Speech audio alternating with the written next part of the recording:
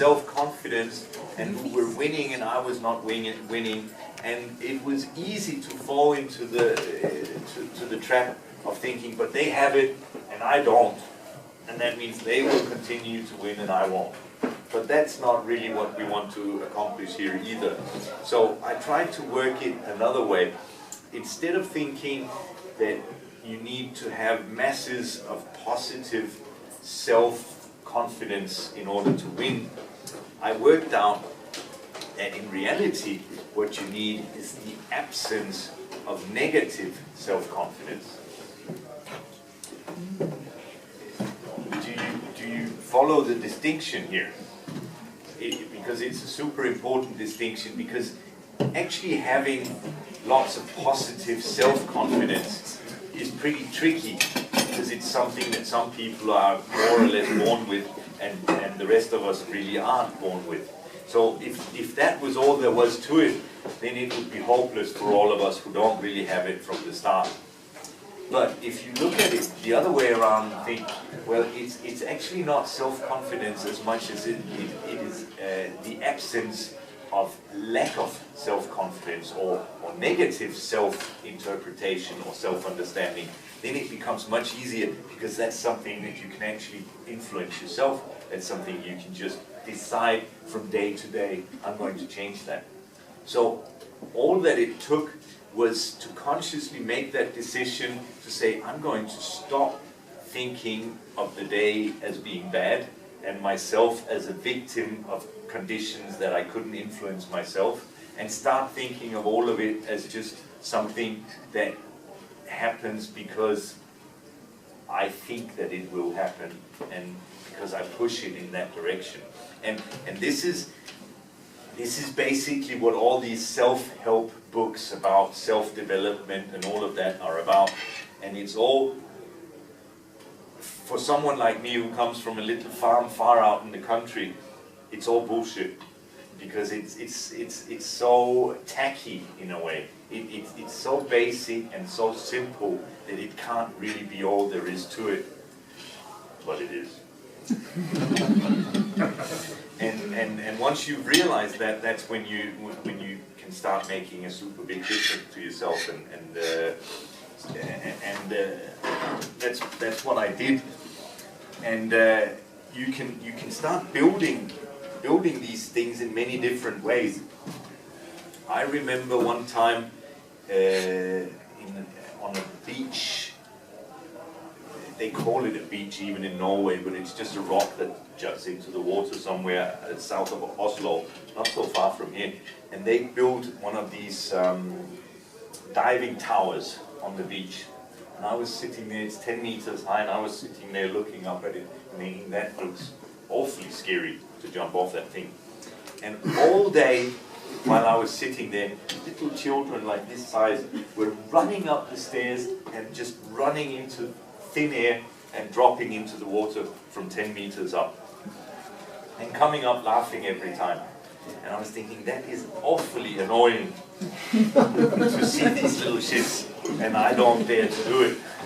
And then eventually, of course, I had to climb up the stairs and just walk out there. And it's quite important that you don't stop and think when you get up there. I don't know how many people have actually jumped off one of these things, but if you do stop and think, then you will not get off it.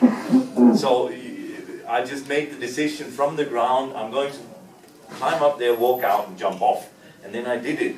And that was a tremendous boost to just let's just call it self-confidence. You can actually do something that you didn't think you could do. And the next experience that I have in a similar vein was at a competition in France many years ago, and I had just taken up alpine climbing or sports climbing, and I had never actually done a multi-pitch route before, because I thought it pretty complicated with all these ropes and things, and I wouldn't know how to do it. And I was there with my Brazilian girlfriend, and she was not a rope star at the best of times.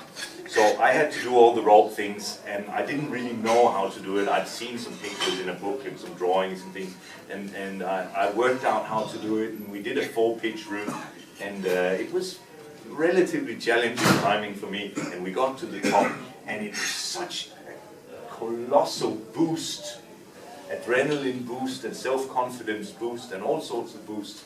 And the next day we had the first task of a competition, and we had 4 tasks in the competition, and I was second. And it was actually a World Cup, so it was a top-level competition, and it was my first really important international result. And I started discussing this with other people, and I discussed it with a friend from England called Adrian Thomas, and he's a professor of micro aerodynamics at Oxford University, and he knows all about how insects fly, and actually he wrote his professorships about bumblebees and why they fly. And so he knows all about aerodynamics, and he, as a professor, you know, you have to publish things and write articles. And he told me one time he had just written an article for Science, the magazine Science, and he had gotten it accepted. And that's quite a challenge, because when you write something to these magazines, then you have to get peer reviews. That means that some other professor who knows something about the same subject has to look it through and say, yeah, this is actually basically good stuff. It's groundbreaking enough that we will publish it in Science. And he had this article published in Science, and the next day was the British Nationals, and he won the competition. So this means that you don't actually have to build your confidence in the field that you are aiming to improve in. You can build your confidence in anything. And one example that I like to quote, because it's a good entertainment example in a place like this, is that most people struggle a little bit with the opposite gender. Now, some people are super great at just walking up to the girl and say, hey, is it going to be or not? But most of us don't. And one little trick that I learned from a book I read was that if you want to be building up your confidence, one of the tricks you can do is you can set yourself the goal of getting the phone number of 10 different girls in 1 week. And obviously, quite a few of us are now a little bit too old to be playing that game. But it's just an example of how you can boost your confidence in many different ways, and it all works in the same direction. You can actually become better at things that are completely unrelated to scoring pretty chicks in the Gothenburg nightlife.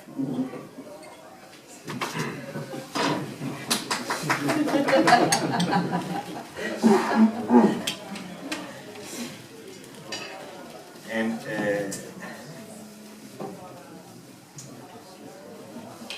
so it's often been said that success breeds success, and I think everybody agrees that that's the case. And we often, when we see this guy with the yellow Porsche and the super attractive girl sitting in the seat next to him, we think, yeah, but she just likes men with money. But it's obviously more complex than that. It's just not men with money, it's men with success, because men with success breed success. And maybe they even infuse some success into the people around them. And maybe she's a really insecure girl that needs a lot of success in her life. Just to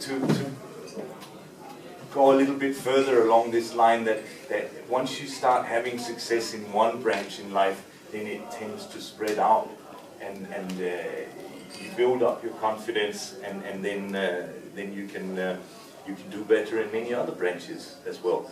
And I remember one time someone was interviewing Robbie Whittle, and he was entering a hang gliding competition after having not flown hang gliders for 10 years or something like that. And he says, so the journalist says, aren't you afraid that you'll be rusty? No, I don't need to fly hang gliders to fly them well.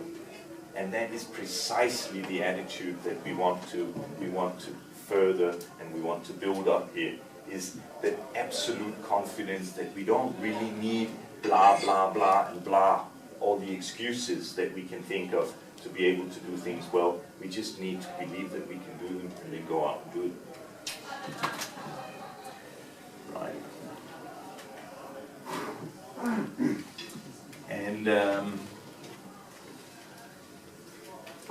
I like another little example as well. It's one that so we I realize that we're talking quite a bit about gender and about the games between man and girl, boy or girl. But anyway, so many women are very good at sentences like, "Oh, but I'm just so bad at," and then something comes. I always get this wrong because I'm so bad at that. And obviously that is precisely the kind of thinking that we want to avoid in life as well as in paragliding, because as soon as the brain hears that statement, it thinks, so we're bad at this, I better botch it completely then. And the brain is a very, very powerful instrument.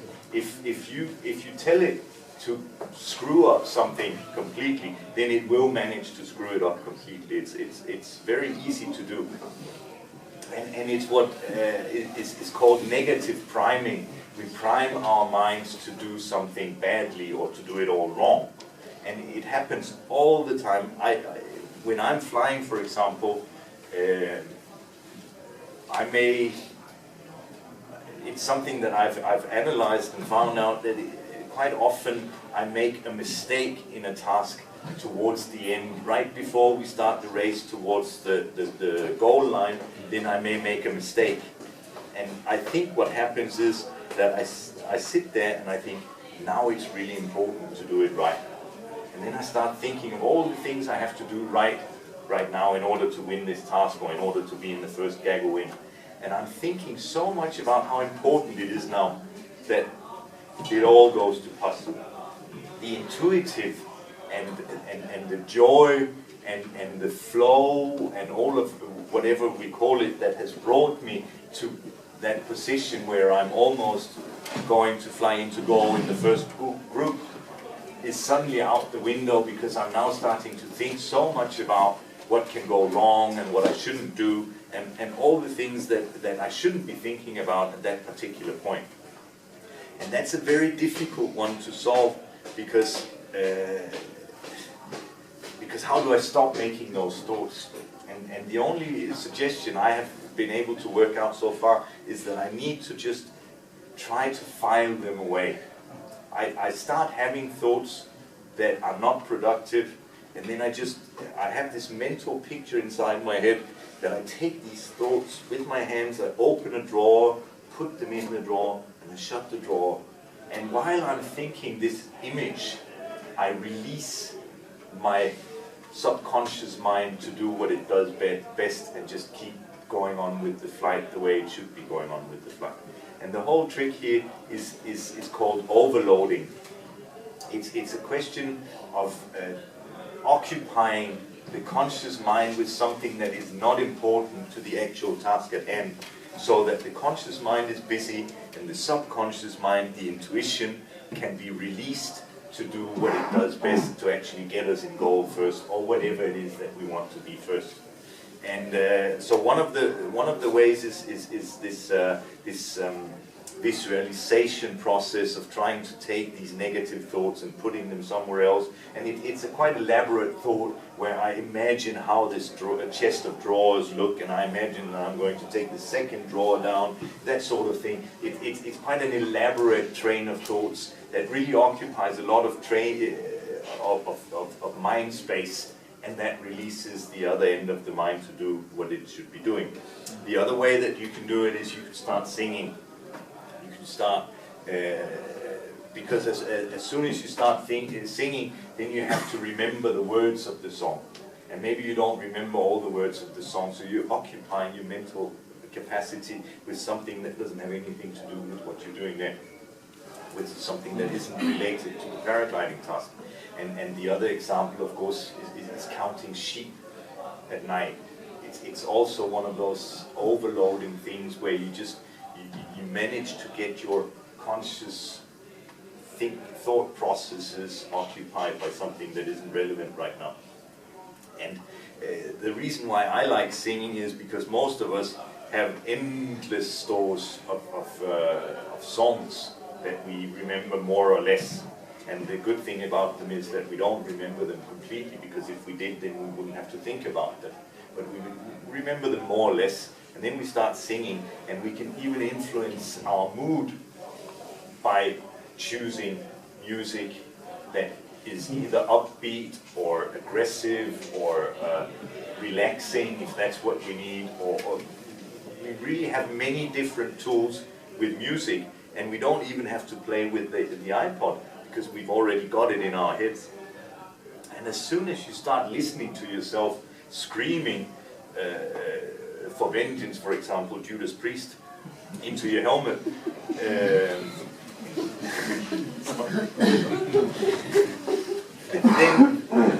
then you get very busy with something that is completely unrelated to paragliding, and you probably think about how silly you sound, and you don't sound at all like, what's his name?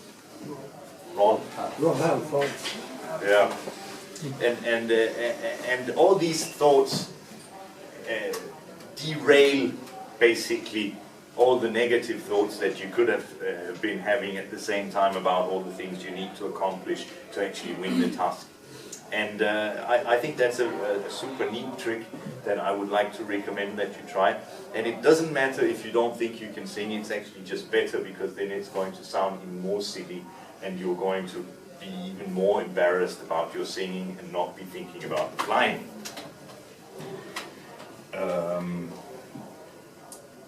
All this talk about intuition is good, because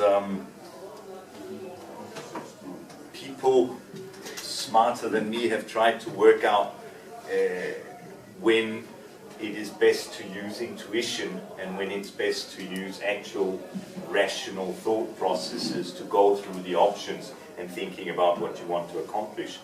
And the conclusion is that if you have super simple decisions, like a menu, and you have plenty of time, normally you have plenty of time in a restaurant, super simple, am I going to have the chop suey or the chicken sweet and sour, whatever.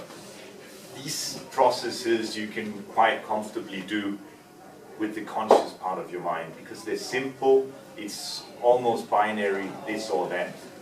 But in paragliding, it is so complex, because it's the shape and the size of the cloud, it's the angle of the sun, it's the character of the soil, albedo value and all this stuff.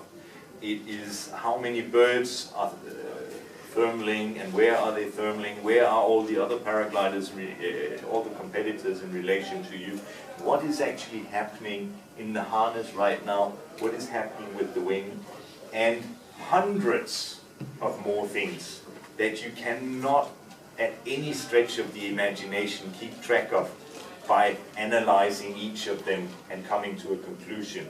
Okay, so the harness is lifting a little bit on the right side, and over there's a bird, and blah blah blah. There's just too many things, and if you have to go through them all, the sun will have gone down before you reach a conclusion, and then it won't work for sure. So that is the typical kind of decision processes where intuition is your friend, because intuition is precisely based on all these subconscious input that we get all the time when we're out flying, even if we're just out walking, even if we're driving under a thermally active sky. It feeds into the intuition, it feeds into the subconscious mind, and we can base our decisions on all this experience that we get all the time there. And this is why you don't want to be thinking too hard. So basically, to be successful at sports, you must be good at not thinking too hard. And so some of us are super good at not thinking too hard because we don't really have the capacity for it. But paragliding attracts very many technically skilled people, software programmers, engineers, people who work with technical things are generally quite attracted to paragliding. And they like the opposite way of decision making. They like to know all the alternatives and all the reasons why we do what we do, and then try to do it like that. And I'm telling you, it doesn't work. What may work is post-rationalization. So some of these people who are very technically minded, they manage to afterwards, if they're successful pilots and if they're good at flying, then they manage to afterwards actually think through the whole flight and analyze why they did what they did, and then come back and say, I did that because blah blah, and then I did that because blah blah and blah blah. And I listen to it for maybe 2.5 seconds, and then I say bullshit. Because there's no way that you can be a super good free-flying pilot and actually have analyzed all your decisions all the way through the flight. But some people insist that they do, and some people insist on telling me afterwards what they did and why they did it, and that's where I get really tired. Because it is bullshit, basically. There's no way it can happen. I have a very good friend in Denmark. He's one of the most gifted pilots I know, and he thinks that he knows the reason for every single move he makes in the air. And I cannot persuade him that he doesn't, because he can post-rationalize a full flight, and it takes him almost as long to explain afterwards why he did it as it did for him to do it. And I can't listen to it because I just know that it's not true.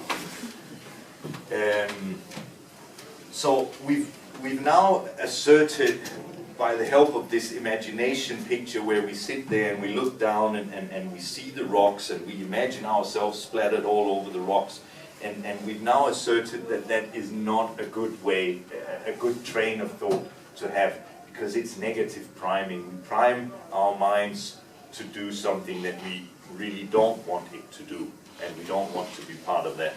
So the next step, of course, is to move the opposite direction and start priming our minds to do the right thing, to do the positive thing, and to be winning or to be having the great day that we desire to have when we are flying. And how do we do that? How do we accomplish that? Basically, it's all about building little movies in our mind. And at this stage, I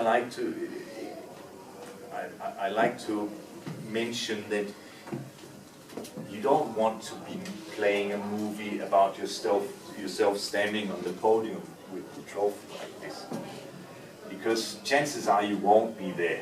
And if you play that movie too many times with that thing, then it stops working.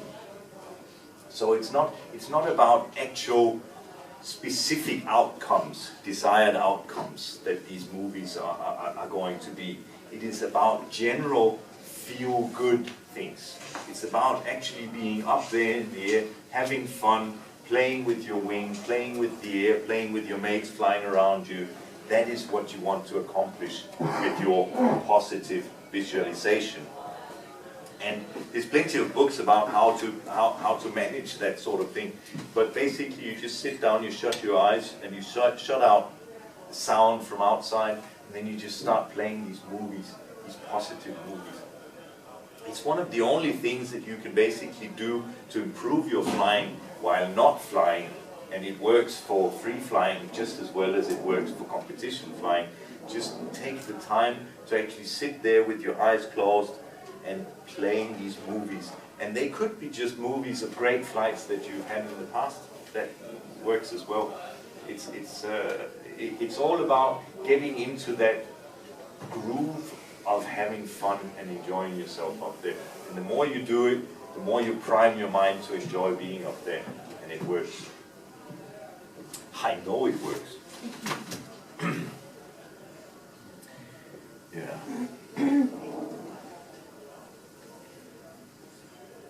So, the next step, because Denmark is particularly bad in this, the Danish culture is particularly bad at what I'm going to be talking about now, but probably Sweden is similar to that. We don't really like it when somebody goes out and says, I'm pretty cool. And I don't like it either. I think it's not very interesting to listen to. But in order to become pretty cool, it's important to let ourselves accept that we are going to become pretty cool, pretty good at what we do. It's not necessary to tell the world, because you don't have to go out and say loud to your friends, I'm pretty cool, because they'll get tired of you anyway if you say it many times. but it's important to allow ourselves to actually celebrate greatness or celebrate success. I actually had a great flight today. I did really well. That was really nice. I really enjoyed being really good today. And it's okay that I enjoyed being really good today. And keep reinforcing that kind of thinking to ourselves. And it's not only about winning, it's about just having a good time in life, basically. Remember to focus on when things are going well, because most of us are much better at focusing on things that aren't going particularly well, and that's the wrong direction to go. You want to be focusing on the good stuff and allowing yourself to celebrate when it's good. And celebrate doesn't necessarily mean sitting in the pub afterwards and bragging to everybody. Celebrating can just be smiling inwardly and feeling good about yourself. And that is really important in order to become better at anything. So remember to allow yourself to celebrate when things work well, and you will already be moving in the right direction, I think.